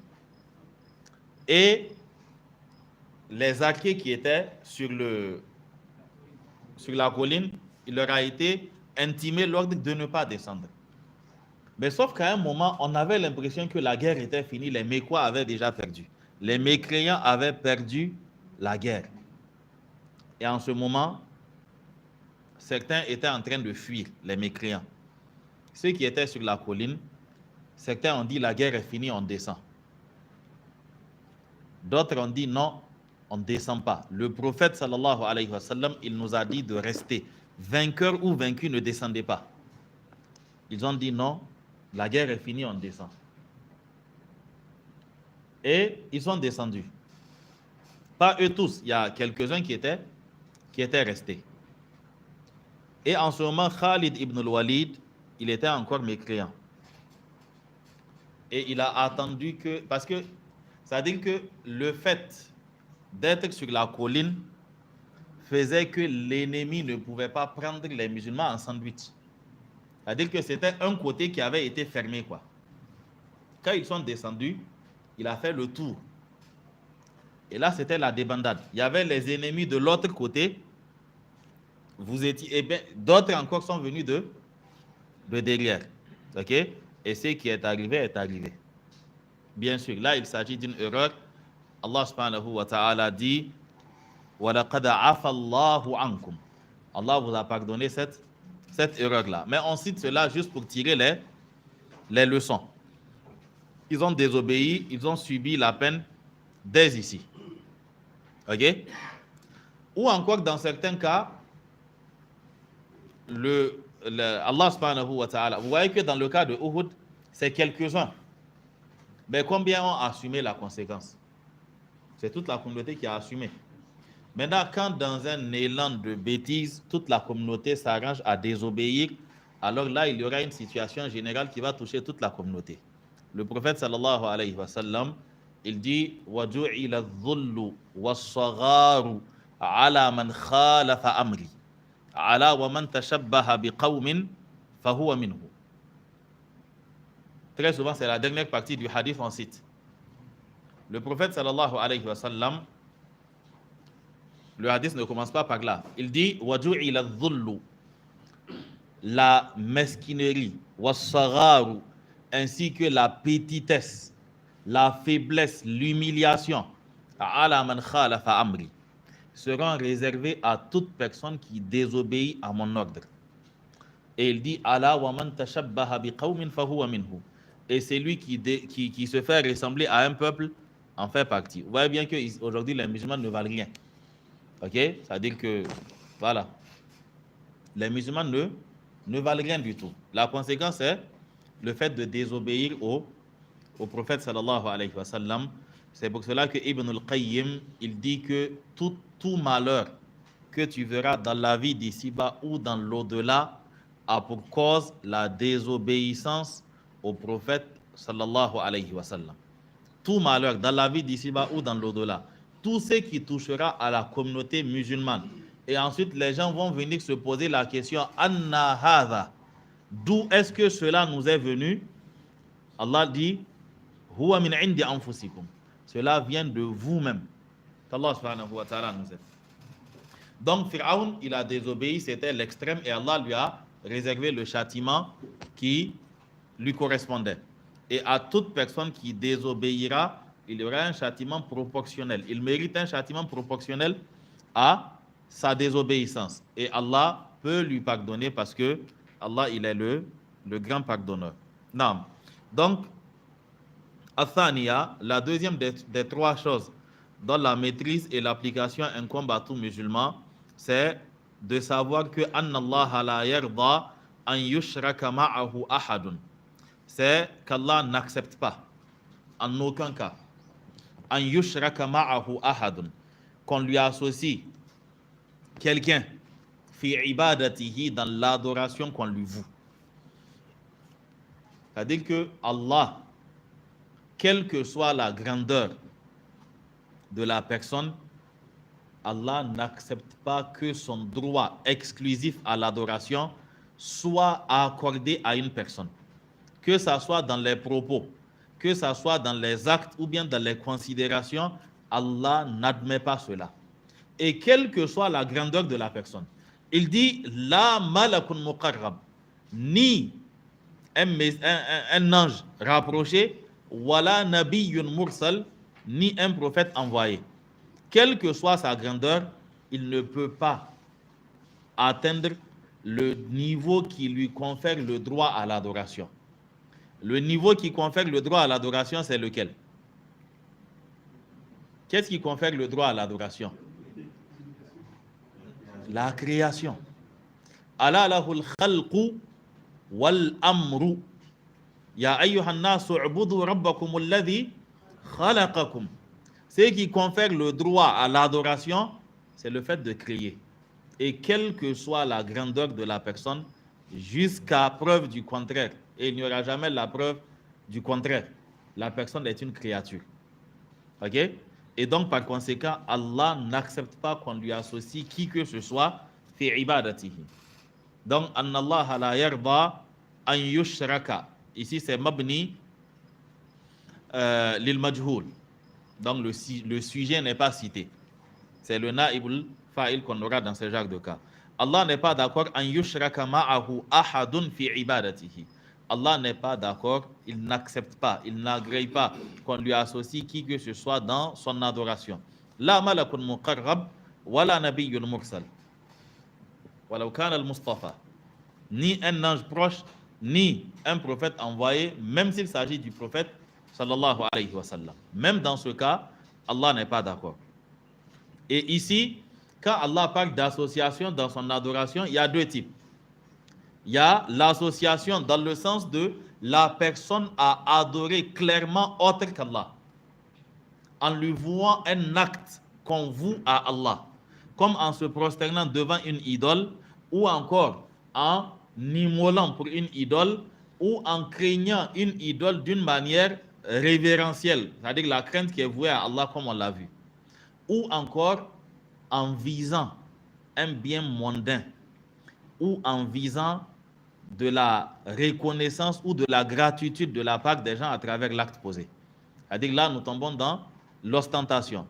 Donc, que ça soit la base même de l'acte, dans le sens de tu as pris tout, tu as donné à autre qu'Allah, comme en vouant une bête immolée à autre qu'Allah. Ça, c'est du shirk. Et ça fait sortir de l'islam. Mais l'adoration aussi que tu es en train d'accomplir, que tu fais afin que les gens disent de toi telle chose ou telle chose, cette adoration aussi, elle est nulle. Et le prophète sallallahu alayhi wa sallam, il nous dit le jour de la résurrection, Allah dira aux gens qui auront posé des actes en vue d'avoir la gratitude, les remerciements ou les éloges des gens, Allah leur dira, retournez vers ceux pour qui vous avez fait ces actes-là et voyez si vous allez trouver votre récompense là-bas. En ce moment, qui va te donner sa récompense? Ok? Personne ne peut t'aider dans cette situation-là. Yawma la yanfa'u malun wala banun. Yawma la tamliku nafsun li nafsin shay'a. C'est un jour où aucune âme ne possède une quelconque chose pour une autre. Et même si tu as, toi qui n'es pas encore passé devant la balance, tu vas dire on n'a qu'à lui donner un peu. C'est pas possible. C'est-à-dire que là-bas, c'est pas une yawma yafirru al-mar'u min akhi wa ummihi wa abi wa sahibatihi wa bani. Quelle est la situation qui peut te pousser à fuir? C'est-à-dire que ta mère, ton père, ton frère, tes enfants, ta femme. Allah dit que likulli imri'in minhum yawma idhin sha'nun yughni. Ce jour-là, chacun a des problèmes, c'est-à-dire qu'il occupe suffisamment. C'est ton cas d'abord que tu es en train d'essayer de solutionner. Et ce jour-là, tu seras prêt à vendre père et mère, et même le pays, même la patrie.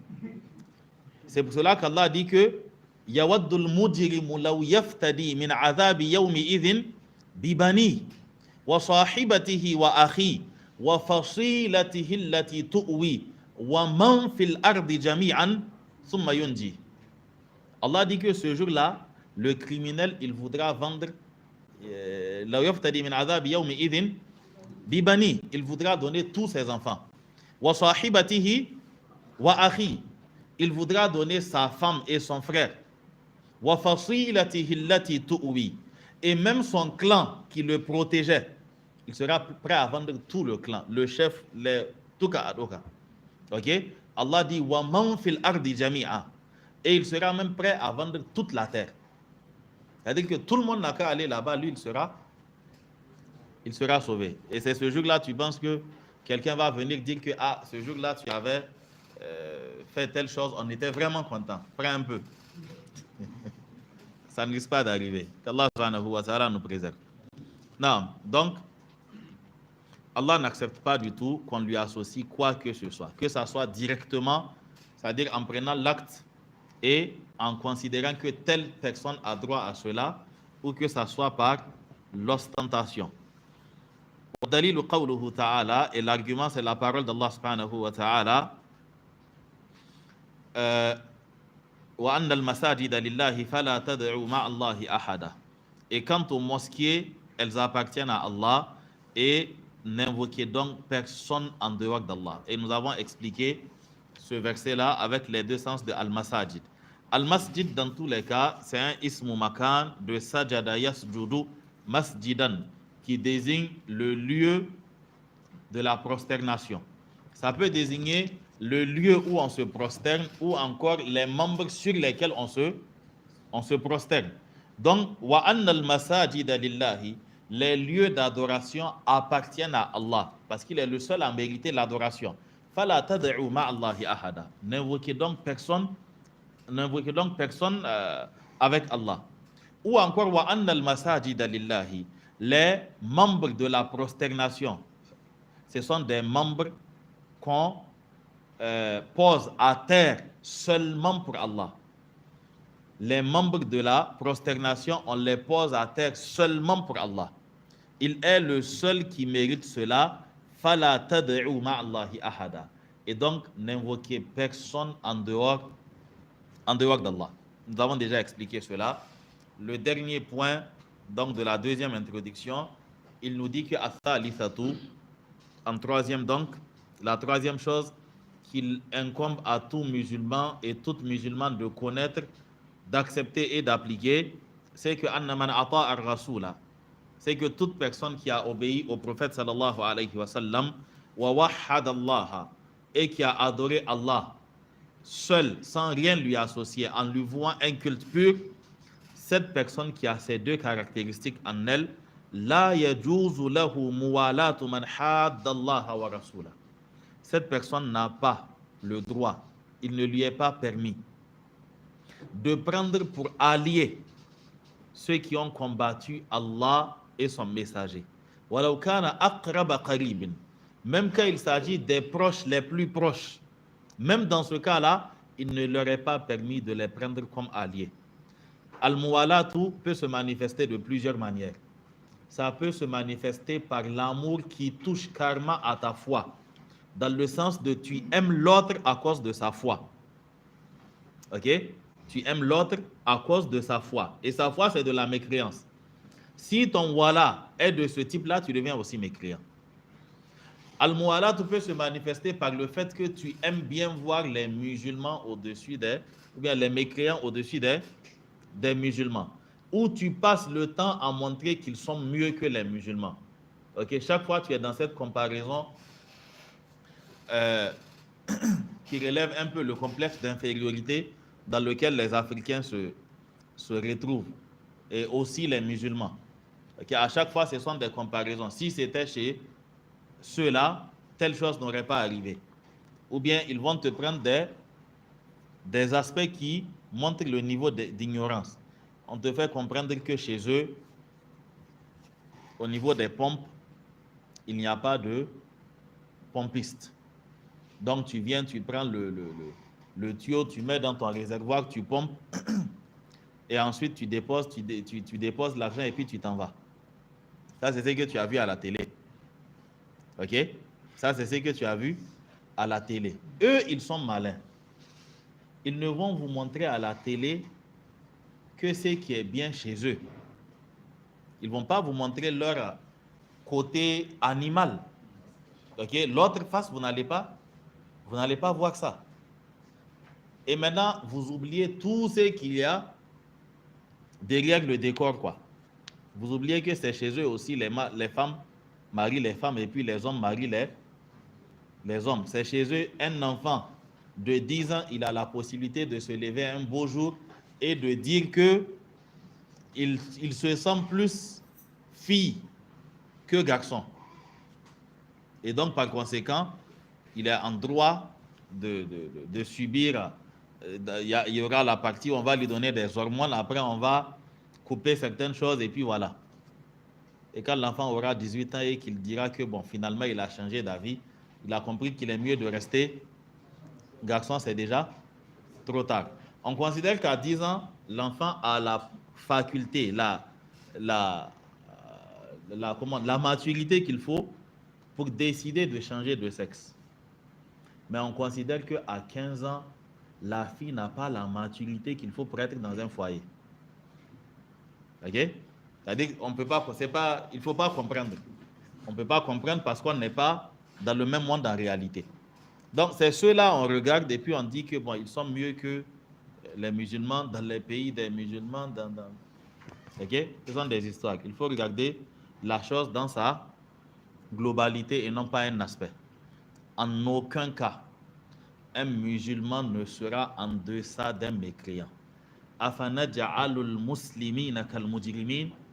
Allah dit ma lakum kayfa tahkumun. Qu'est-ce que vous avez? Comment est-ce que vous tranchez? C'est-à-dire, comment est-ce que vous réfléchissez pour aboutir à ce résultat-là? Comparer des musulmans à des mécréants, ça ne va jamais arriver. Parce que chaque personne considère que pour lui est le meilleur, est le plus grand.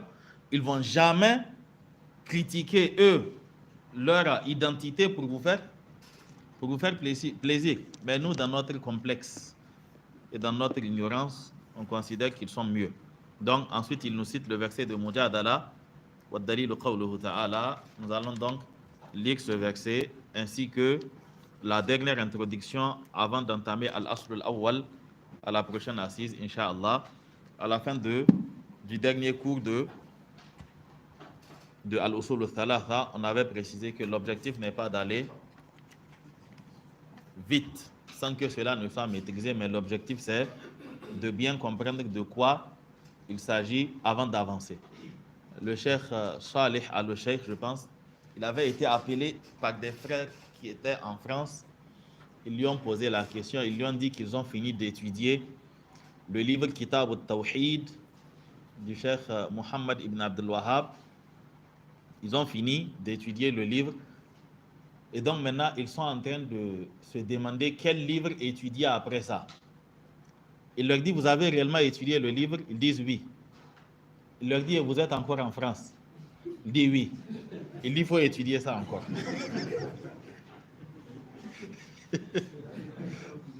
C'est-à-dire que vous n'avez pas encore bien compris le livre, quoi. Vous avez lu ça. Et maintenant, vous vous installez même. C'est-à-dire que vous continuez à vous installer jusqu'à vous demander on fait quoi. Il dit, vous n'avez pas compris ça. Il faut encore retourner étudier ça. Ou encore le cas d'un chef, à chaque fois qu'il finit le livre, il le remet. À un moment, les élèves lui ont fait comprendre qu'ils ont déjà compris. C'est-à-dire qu'ils peuvent passer à un autre livre. Il leur a dit, ok, à la séance prochaine, il est venu et il leur dit, c'est-à-dire qu'il est venu avec l'apparence de quelqu'un d'abattu, quoi. Quelqu'un qui a appris une mauvaise nouvelle. Pour faire court, en fait, il leur explique qu'il a été, qu'il s'est retrouvé dans une situation, quoi, deux affaires qui lui sont parvenues. Il leur raconte la première affaire, c'est un homme qui a eu des rapports intimes avec sa mère. Et vous voyez que ça dégoûte automatiquement. C'est-à-dire que tu ne veux même pas imaginer de quoi il est. Et il leur dit que. Et donc là, tout le monde s'est indigné, quoi. Ok? Tout le monde s'est indigné quand il a dit la chose, quoi. Subhanallah, comment. Voilà. Et puis le deuxième, c'est un qui était malade. Et pour retrouver la santé, on lui a dit qu'il faut qu'il immole une poule ou bien un coq. Et il a immolé ça. Vous voyez que ça ne frustre pas. Ça ne touche pas à la sensibilité. Ok? Bon, c'est bon, il va se repentir. Quand ils ont dit ça, il dit donc on commence encore Kitab al-Tawhid.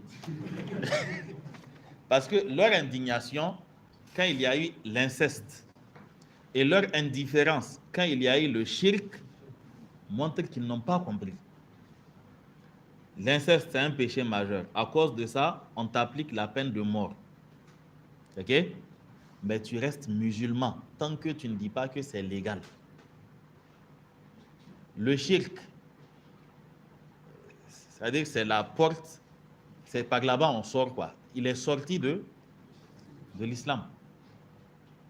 Donc aussi longtemps, c'est-à-dire qu'on ne sera pas sensible à toute question portant sur le droit d'Allah, vraiment sensible à cela, je vous assure qu'on n'a pas encore compris la aqidah. Les cieux et la terre, quand ils ont compris la gravité de cela, qu'est-ce qu'Allah nous dit?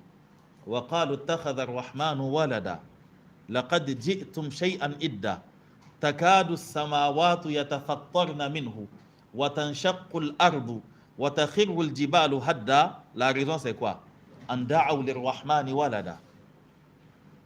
Allah dit, ils ont dit que le tout miséricordieux c'est doté d'un enfant. Allah dit laqad ji'tum shay'an idda. Ils ont certes proféré une parole monstrueuse. Allah dit takadu samawatu yatafattarna minhu. À cause de cette parole-là, les cieux ont failli se fendre. Takadu samawatu yatafattarna minhu wa tanshaqqu al-ard. La terre a failli se fissurer. Wa takhiru al-jibalu hadda, et les montagnes ont failli être pulvérisées. Pourquoi toutes ces créatures ont agi ainsi? Allah dit an da'aw lirrahmani walada. Parce que les gens ont dit que Allah s'est doté d'un enfant. Allah dit wa ma yanbaghi lirrahmani an yattakhidha walada. Aussi longtemps que tu entendras dire par exemple que aujourd'hui c'est la fête de Noël. C'est-à-dire que c'est la fête de la nativité comme on le dit.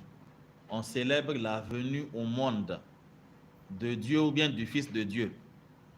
Et puis tu trouves que il n'y a rien, c'est une fête, c'est chômé. C'est-à-dire quand on te dit même que demain il n'y a pas, quoi, c'est férié. Quand tu demandes c'est quoi, on te dit que non, tu dis alhamdulillah. C'est-à-dire que tu es indifférent à cela. Cela montre que jusqu'à présent, la sensibilité qu'on cherche, c'est-à-dire dans les cœurs des musulmans face à la question de la aqidah, jusqu'à présent, elle est absente. Jusqu'à présent, elle est absente. Il n'y a pas cette sensibilité-là. Il n'y a pas ce truc-là qu'on sent, comme quand on évoque souvent certaines questions certains faits de société, on a tué un tel, on a fait ceci à un tel. Là, on a touché Allah dans son essence. Allah, en parlant de ça, il dit Yasubbuni ibn Adam wa laysa lahu dhalik. Ou kama qala. Le prophète sallallahu alayhi wa sallam dit dans un hadith qudsi, il dit Allah dit le fils d'Adam m'insulte et pourtant il n'a pas ce droit. Les compagnons ont demandé mais comment ils insultent Allah? Et le prophète sallallahu alayhi wa sallam il dit ils ont dit qu'Allah a un enfant.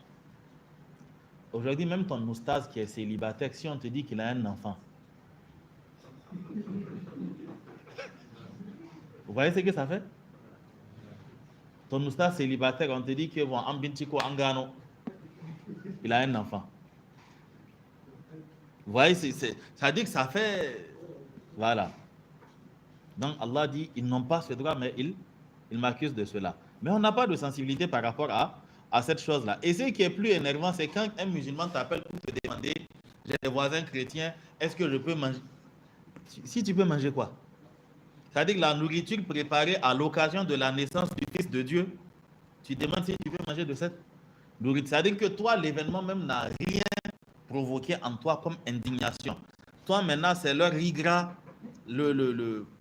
c'est ça, la pentade, c'est ça, tu demandes si tu peux manger ça, mais si tu ne peux pas manger ça. La question n'est même pas sur l'affect de la nourriture d'abord. C'est-à-dire que ça va au-delà, quoi. Qu'Allah subhanahu wa ta'ala nous aide. Donc, cette affaire de aqidah, c'est pas une question qu'il faut négliger. Ok? C'est pas une question qu'il faut négliger. Il n'y a pas un peuple plus vulnérable qu'un peuple qui est ignorant du fondement même de sa religion. Et c'est cette ignorance-là qui donne libre cours à tout. C'est-à-dire que quand un peuple est ignorant, tout peut arriver. Tant que les gens ne connaissent pas Allah, on peut tout leur faire accepter. Tout. Mais quand les gens connaissent Allah, c'est-à-dire qu'il y a certaines choses qui ne passent pas. Vous voyez bien comment nos gens au village souffrent dans les mains des chèques. Ok, le chèque vient, il leur raconte que j'écoutais un qui disait qu'il y a quel chèque qui est mort. Quand il est mort, il y a eu un dromadaire volant qui a atterri à côté de la tombe, qui a pris le cadavre, qui est parti avec. Ou bien il y a un qui dit qu'il y a... C'est-à-dire qu'il y a des histoires à dormir debout quand on te les raconte. C'est-à-dire quand quelqu'un les raconte, c'est à l'image de Pharaon. Allah dit que fastakhaffa qawmahu fa'ata'uhu. Permettez le terme parce que le français est assez banal quoi. Allah dit fastakhaffa qawmahu. Il s'est foutu de son peuple fa'ata'uhu. Et ils lui ont obéi. C'est-à-dire istakhaffa, vous connaissez khafifun, contraire de thaqilun. Donc fastakhaffa qawmahu. Il les a banalisés, il les a pris comme des vauriens, des gens qui n'ont rien dans leur tête. Il leur a dit alaysa li mulku misra wa hadhihi al-anharu tajri min tahti. N'est-ce pas que j'ai la royauté sur Misra et vous ne voyez pas que même les rivières coulent sous mon palais? Ana rabbukum al-a'la. Allah dit fa'ata'uhu. Et maintenant les juifs de la Tidjania et autres, c'est les mêmes choses, ils sont en train de raconter aux gens. Ok? Des histoires, quand on finit de les raconter, tu te demandes, bon, qu'est-ce qu'on veut que tu fasses exactement après avoir écouté ça? Ok? Un chèque qui a déposé son turban pendant qu'il se coiffait, il y a un qui a fait Karambani, il a pris ça, il a mis sur sa tête et il s'est retrouvé dans une dimension parallèle où il a vu le monde différemment. Ok? Ou bien on te dit que les adeptes de la secte Tidjaniya, quand on les enterre, ils ne passent pas la nuit dans leur tombe. Ou bien que toute personne qui accepte qui prend le virg de la Tidjaniya, lui, toute sa famille, ses femmes et toutes ses belles familles, et tout, ça dit eux tous, le paradis leur est garanti. Quel que soit le péché que la personne commettra. Vous savez bien que quand quelqu'un, il n'a qu'à venir s'asseoir ici, vous racontez ça. A priori, ça ne passera pas. Ah? Hein? A priori, ça ne passera pas. Ils promettent le paradis à des gens. Il se tient, il dit que tous ceux qui sont de ce côté, je vous donne le paradis. Et vous qui êtes de ce côté, vous attendez l'année prochaine. Ok? Et pour jouer avec les esprits des gens, si vous qui étiez à gauche, vous êtes venu à droite cette année, il va encore vous dribbler. Il va dire que maintenant c'est... Ok? Donc c'est dans cet état que beaucoup de musulmans se retrouvent à cause de leur ignorance. Et souvent, ce n'est pas le niveau d'intellect qui met à l'abri. Hein. Prenez les pays soi-disant émergents, l'Inde. L'Inde, c'est un pays émergent. J'espère qu'ils ne vont pas me refuser le visa un jour. Ok? C'est un pays émergent. C'est un pays émergent. On compte ça on le compte parmi les pays émergents. Mais vous voyez ce qu'ils adorent là-bas? On peut adorer le rat, les souris. Il y a des temples qui sont dédiés à des animaux. Nous, quand on les attrape ici, ok? Nous, quand on attrape ces animaux-là, c'est... Voilà, c'est-à-dire que soit on tue pour s'en débarrasser, soit on tue pour s'engraisser, quoi. Mais eux, ils dédient des temples à ces animaux-là. Normalement, si c'était une question d'intellect, a priori, c'est-à-dire avec tout ce qu'ils connaissent comme physique, électronique et autres, ils ne doivent pas adorer ça. Ou bien l'une des puissances, la Chine, ils sont encore à quel niveau? Donc, pour dire que ce n'est pas le niveau d'intellect qui te met à l'abri de ça. C'est-à-dire que le niveau d'intellect, il peut peut-être te faire refuser les superstitions de ta localité. Là, je parle du cas spécifique du noir. Il peut te faire refuser les superstitions de ta zone, mais il y a plus de chances que ça te conduise à l'athéisme qu'à l'islam réel. Parce que nous, ça veut dire que tout ce qu'on enseigne ici, ce n'est pas pour nous. Quand en seconde ou première, on fait de la philosophie, vous avez déjà entendu le nom d'un philosophe africain? C'est les Spinoza, les Emmanuel Kant, des noms même souvent, tu ne sais pas. On écrit ça d'une manière, on lit ça d'une autre manière. Les Nietzsche, les Descartes, ok? C'est ceux-là qu'on vient étudier. C'est-à-dire, toi, un noir, un nègre. A priori, entre noirs, on peut s'appeler nègre. On ne s'insulte pas. Ok? C'est-à-dire qu'on prend la philosophie de ceux-là comme si c'est avec eux que le monde a commencé à exister. Et qu'avant eux, les gens étaient dans l'obscurité ou bien dans l'obscurantisme. Et maintenant, c'est ces choses-là qu'on vient nous enseigner. On a quoi à étudier la philosophie de personnes qui se posaient des questions, toujours dans leur raisonnement philosophique, si les Noirs étaient des humains ou des animaux qui ont évolué mais qui sont restés encore à un niveau primitif. Et pour leur montrer que réellement nous sommes restés à un niveau primitif, on les considère comme étant les éclairés et on étudie maintenant le fruit de leur raisonnement, leur philosophie. On vient t'enseigner des choses, tu ne sais même pas comment ça signifie. Un chapitre qui s'appelle Autrui. Ok? Et à la fin du chapitre, tout ce que tu retiens, c'est que l'enfer, c'est les autres. Et c'est fini. On te donne 18 tués. Vous voyez à quel point nous aussi, qu'Allah